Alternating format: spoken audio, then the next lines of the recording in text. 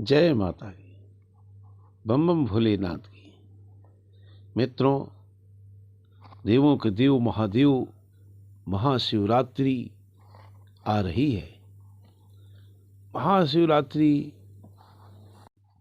भगवान शिव का एक प्रमुख त्योहार है। ये माघ फागुन कृष्ण पक्ष चतुर्दशी को मनाया जाता है।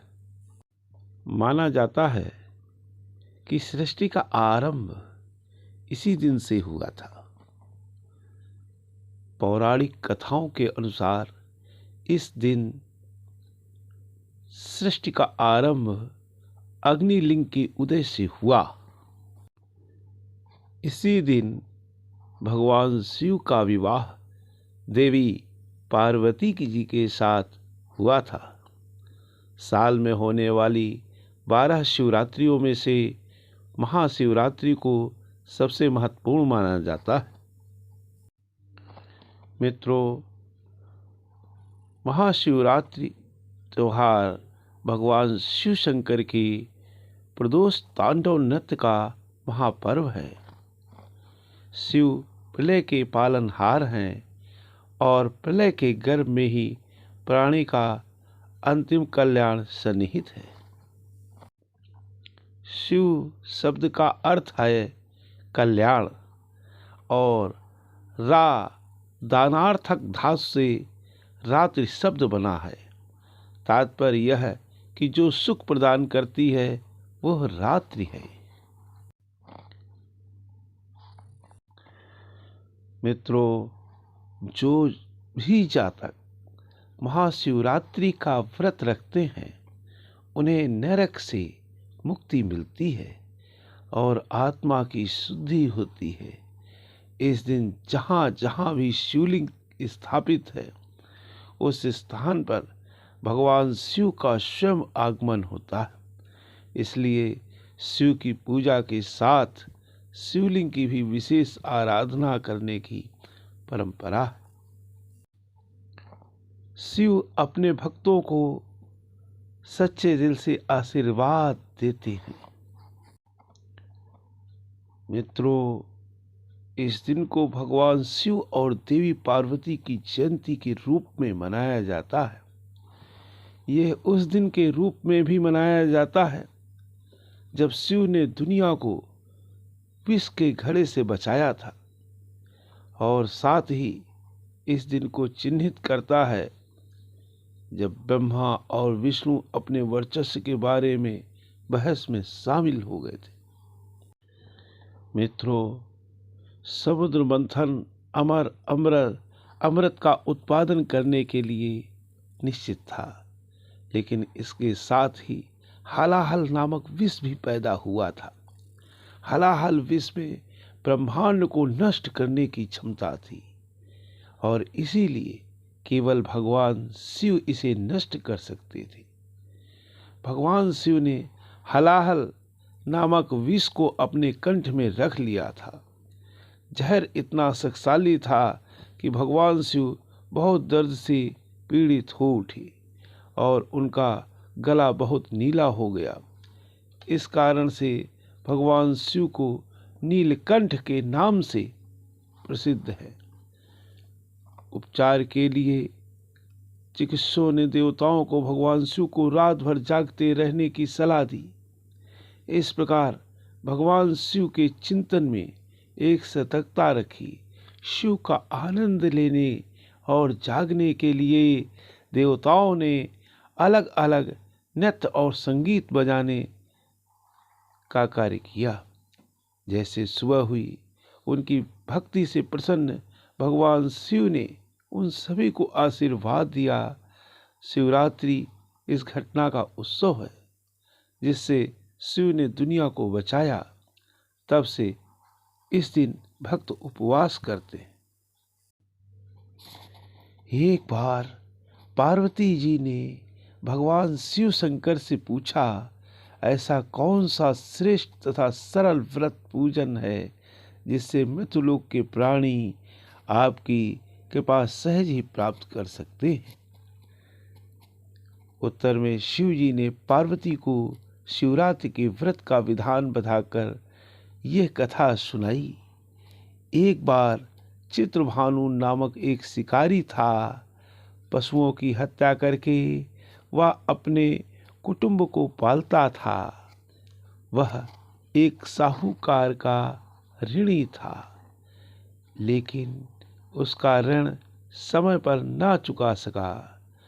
क्रोधित साहूकार ने शिकारी को शिव मठ में बंदी बना लिया। संयोग से उस दिन शिवरात्रि थी। शिकारी ध्यानमग्न होकर शिव संबंधी धार्मिक बातें सुनता रहा। चतुर्दशी को उसने शिवरात्रि व्रत की कथा भी सुनी। संध्या होते ही साहूकार ने उसे अपने पास बुलाया और ऋण चुकाने के विषय में बात की।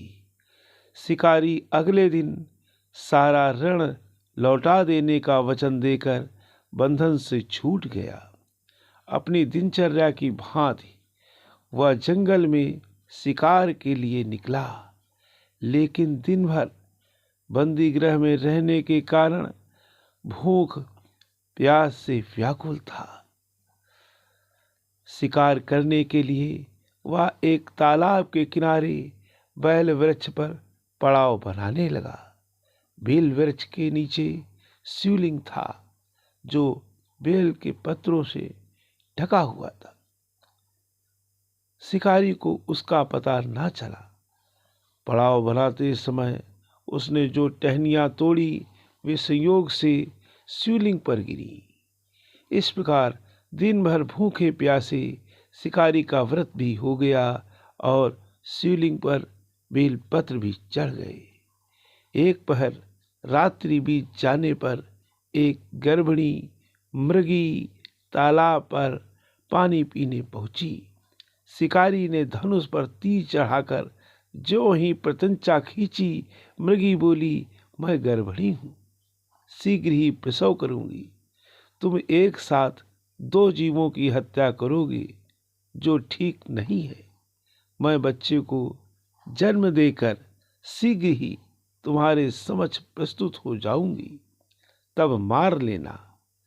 शिकारी ने प्रत्यंचा ढीली कर दी और मृगी जंगली झाड़ियों में लुप्त हो गई। कुछ ही देर बाद एक और मृगी उधर से निकली। शिकारी की प्रसन्नता का ठिकाना ना रहा। समीप आने पर उसने धनुष पर बाण चढ़ाया। तब उसे देख मृगी ने विनम्रता पूर्वक निवेदन किया, हे पारधी, मैं थोड़ी देर पहले ऋतु से निवृत्त हुई हूँ, कामातुर विरहिणी हूँ, अपने प्रिय की खोज में भटक रही हूँ। मैं अपने पति से मिलकर शीघ्र ही तुम्हारे पास आ जाऊंगी। शिकारी ने उसे भी जाने दिया। 2 बार शिकार को खोजकर 2 बार शिकार को खोकर उसका माथा ठनका। वो चिंता में पड़ गया। रात का आखिरी पहर बीत रहा था। तभी एक अन्य मृगी अपने बच्चों के साथ उधर से निकली।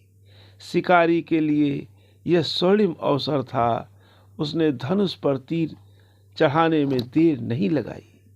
वह तीर छोड़ने ही वाला था कि मृगी बोली, हे पारधी, मैं इन बच्चों को इनके पिता के हवाले करके लौट आऊंगी। इस समय मुझे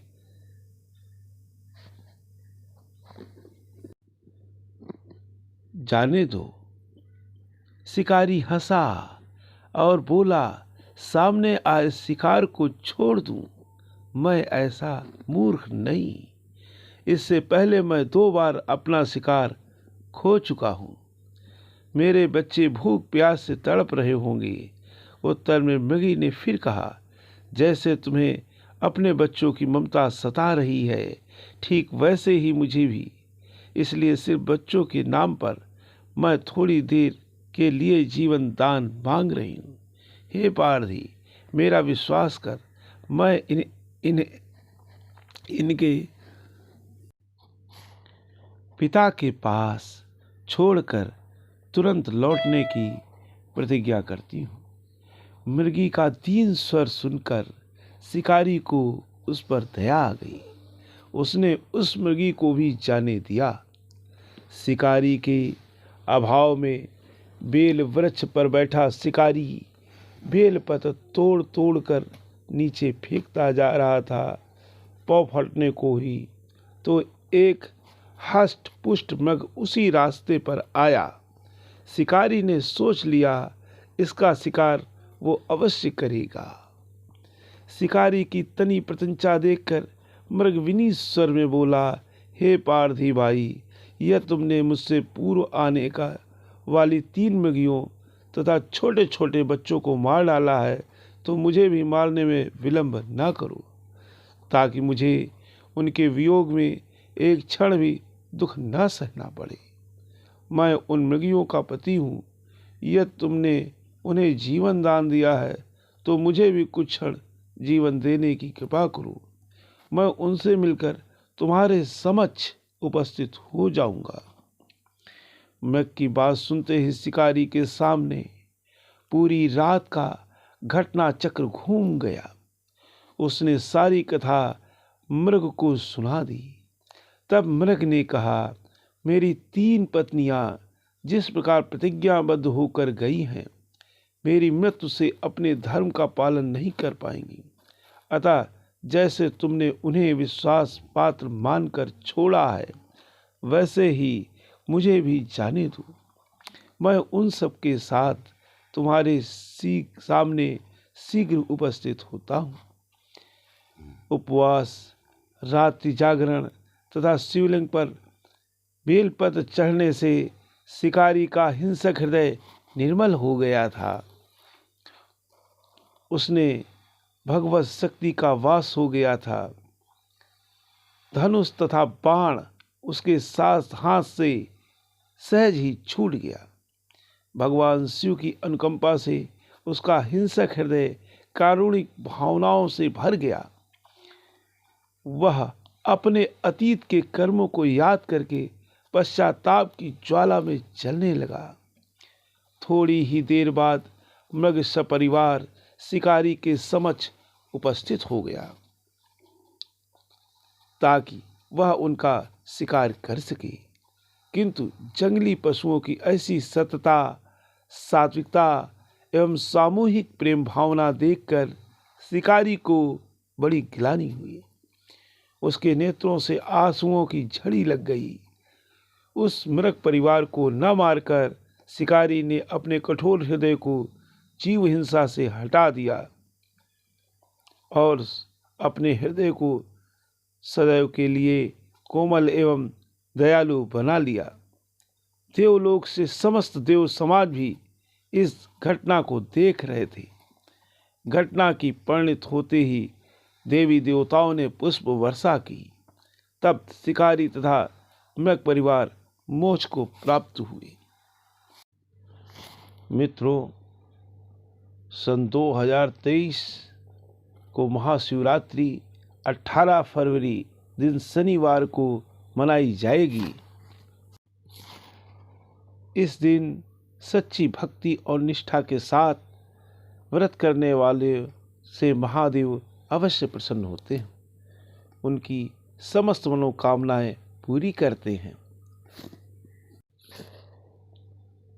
महाशिवरात्रि का यह पावन दिन हर तरह के शुभ और मांगलिक कार्य करने के लिए उत्तम माना जाता है। साथ ही इस बार की महाशिवरात्रि बेहद खास भी मानी जा रही है। मित्रों, शनिवार को शनि प्रदोष भी पड़ रहा है। मित्रों, हमारे धर्मशास्त्रों में ऐसा कहा गया है कि महाशिवरात्रि का व्रत करने वाले साधकों को मोक्ष की प्राप्ति होती है। जगत में रहते हुए मनुष्य का कल्याण करने वाला व्रत है महाशिवरात्रि। इस व्रत को रखने से साधक के सभी दुखों पीड़ाओं का अंत तो होता ही है, साथ ही मनोकामनाएं भी पूर्ण होती हैं। महाशिवरात्रि के दिन भगवान शिव की पूजा और अभिषेक का वर्णन विभिन्न ग्रंथों और पुराणों में मिलता है। धार्मिक दृष्टि से भी ऐसी मान्यता है कि महाशिवरात्रि के व्रत से मनोनुकूल जीवन साथी की प्राप्ति होती है। आर्थिक और गृहस्थी संबंधी तमाम परेशानियों से भी भोलेनाथ महाशिवरात्रि का व्रत रखने वालों को उबाल लेते हैं। महाशिवरात्रि का व्रत रखने से अविवाहित महिलाओं की शादी जल्दी होती है। वहीं विवाहित महिलाएं अपने सुखी जीवन के लिए महाशिवरात्रि का व्रत रखती हैं। महाशिवरात्रि के संबंध में एक मान्यता ये है कि इस दिन भगवान शिव और माता पार्वती का विवाह हुआ था। वहीं ईशान संहिता के अनुसार इस दिन भगवान शिव प्रकट हुए थे। मित्रों, यह शिव को याद करते रहने और प्रार्थना, उपवास और नैतिकता और सद्गुणों जैसे ईमानदारी, दूसरों को चोट न पहुंचाने, दान, क्षमा और शिव की खोज पर ध्यान देने के द्वारा मनाया जाता है। पूरी रात भक्त जागते रहते हैं। अन्य लोग शिव मंदिरों में से किसी एक में जाते हैं या तो ज्योतिर्लिंगों की तीर्थ यात्रा पर जाते हैं। मित्रों, महाशिवरात्रि को काल रात्रि भी कहते हैं, क्योंकि इस दिन सृष्टि के प्रारंभ में इसी दिन मध्य रात्रि भगवान शंकर का ब्रह्मा से रुद्र के रूप में अवतरण हुआ था। प्रलय की बेला में इसी दिन प्रदोष के समय भगवान शिव तांडव करते हुए ब्रह्मांड को तीसरे नेत्र की ज्वाला से समाप्त कर देते हैं।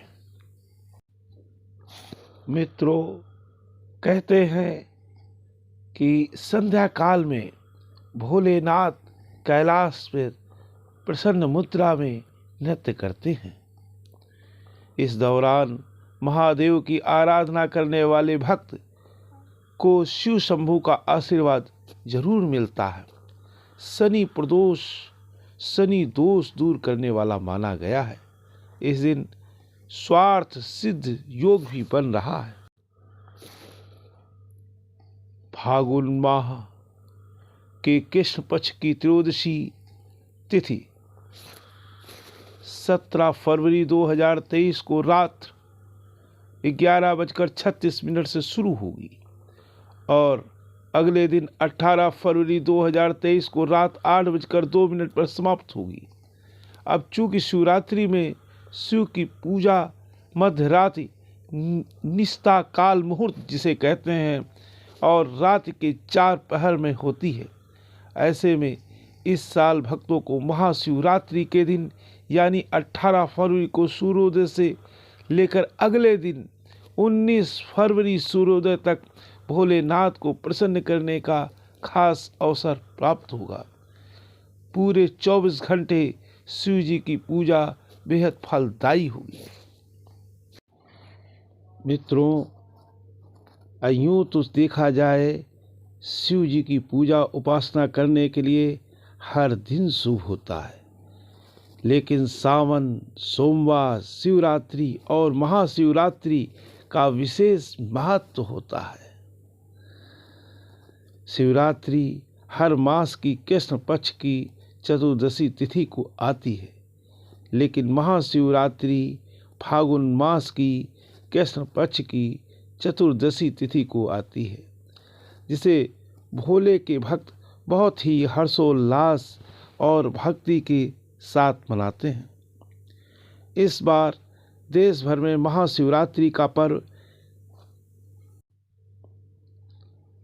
18 फरवरी को मनाया जा रहा है।